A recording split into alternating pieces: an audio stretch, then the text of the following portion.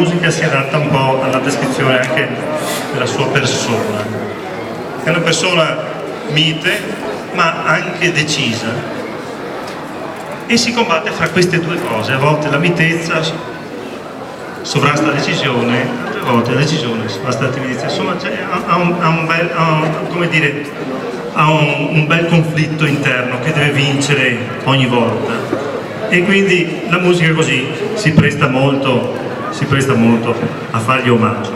Bene, con questo brano ci salutiamo. Vi ricordo che domani sera su questo palco ci sarà il corpo bandistico di Bussolengo in provincia di Verona, un bel complesso musicale che vale veramente la pena di venire ad ascoltare. Il cielo sarà questo, per cui non dovete aver timore di uscire e di farci ancora compagnia. Banda in Festa 2015 continua quindi anche domani.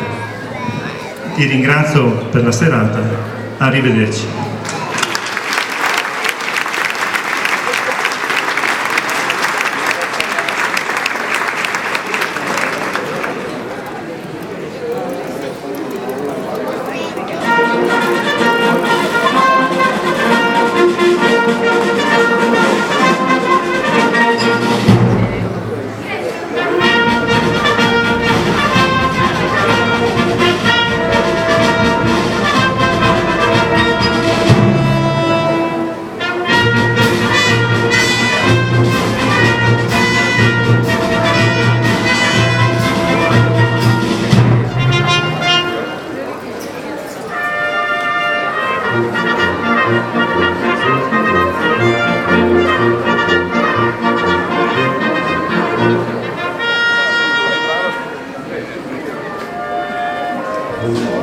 Thank you.